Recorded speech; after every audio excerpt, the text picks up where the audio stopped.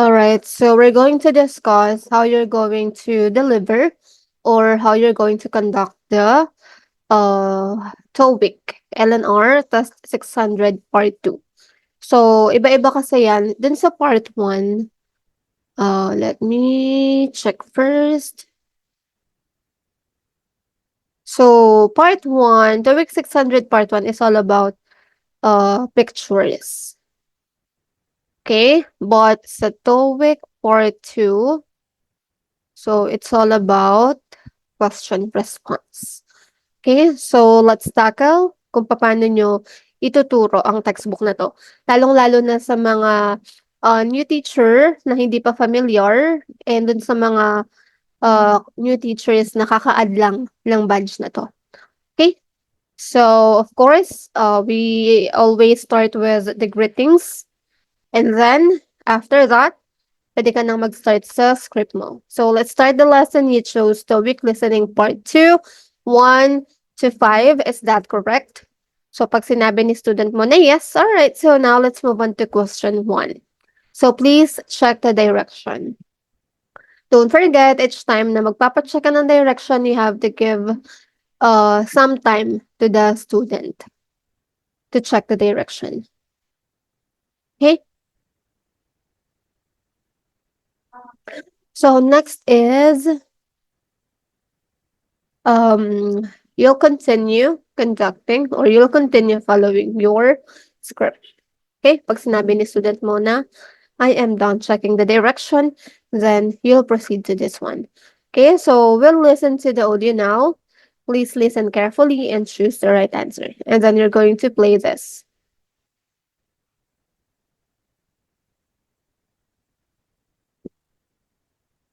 Oh, I don't know if you can hear that. 1 second. Let me.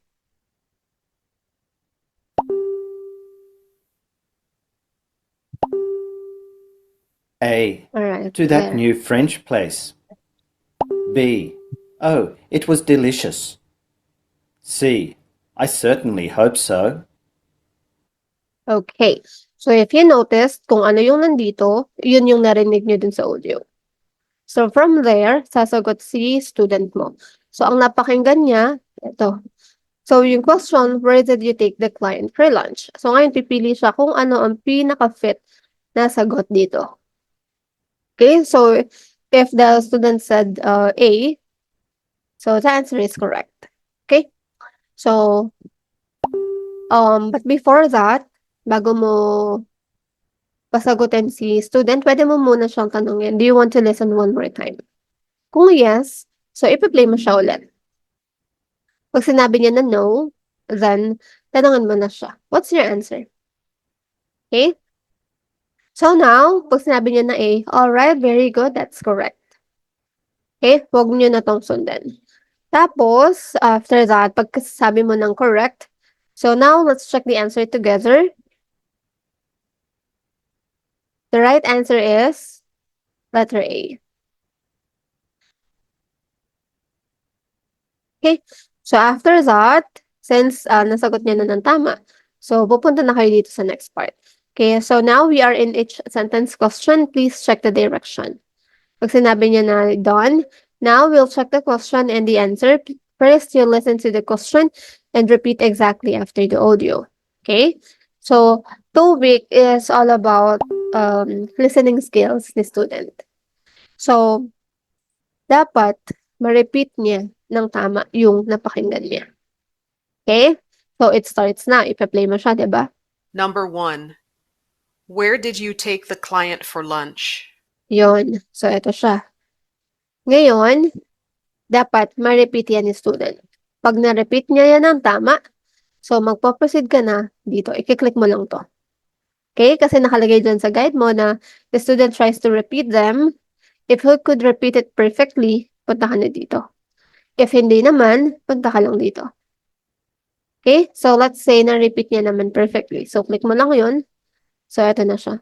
Are you familiar with all the words in the sentence? Kung tama. At kung hindi naman, click mo lang to. So, ayan. You could not catch all the words. Let's listen to the audio one more time. Okay? Ipa-play mo lang ulit. So, pag na-repeat niya na, punta ka ng 8. Pag hindi pa rin, continue ka dito sa number 6. Okay? So, this time, I will read the question, so please repeat after me. Siguro mas masusundan niya yung pag ikaw yung pinakinggan niya. Okay? Maximum 2 times lang siya. Okay? So, again, pag na-repeat ni student mo, dito lang ulit. Tatanungin mo lang ulit, are you familiar with all the words in the sentence? Pag hindi pa rin, dito ka na. I'll type the sentence into the chat box. Please read the sentence out loud. Okay? Pero sa experience ko, wala naman nakakarating dyan. Okay? Basta always remember, pag na-repeat ni student ng tama yung sentence, ang next step mo is, tatanungin mo siya, are you familiar with all the words in the sentence? Okay? So, pag sinabi ni student na, yes, teacher. Alright, so let's move on. So, we are in each sentence. Answer A. Please check the direction. Pag na-check niya na, you'll listen to answer A and repeat exactly after the audio. Okay, so ipa-play mo lang ulit. A. To that new French place. Okay, so after that, ipapa-repeat mo kay student or... Ayan, yun na nga. Ipapa-repeat mo kay student. So again, pag tama yung pagkaka-repeat niya, punta ka lang ulit sa, are you familiar with all the words in the sentence? Pag hindi naman, go back ka lang dun sa same process kanina sa pagkakasunod-sunod. Dito, pag hindi pa rin, dito, pag hindi pa rin, dito. Pero once good, ito na agad. Okay? So after that, now let's do a role play. I'll ask the question and you'll say the answer. We'll do it 3 times. Dito, madaming nagkakamali or nalilito. Okay? So when you say, let's do a role play, I'll ask the question and you'll say the answer. We'll do it 3 times.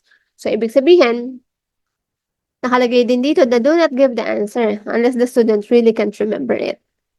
Okay? So mag-role play kayo, tatanungin mo yung sagot mo. Sorry. Tatanungin mo yung tanong, sasabihin mo yung tanong which is ito. Tapos dapat ito naman yung isasagot ni student. Ngayon, kung hindi niya matandaan, pwede mong i-repeat. Okay? Pwede mong i-play yung audio again. Pero kung kaya niya naman na ma-recall, kahit hindi na. Okay? So, ganun lang. So, ngayon,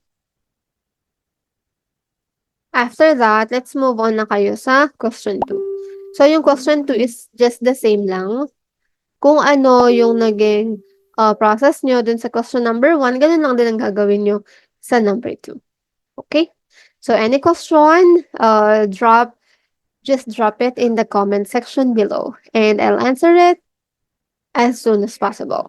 Thank you so much.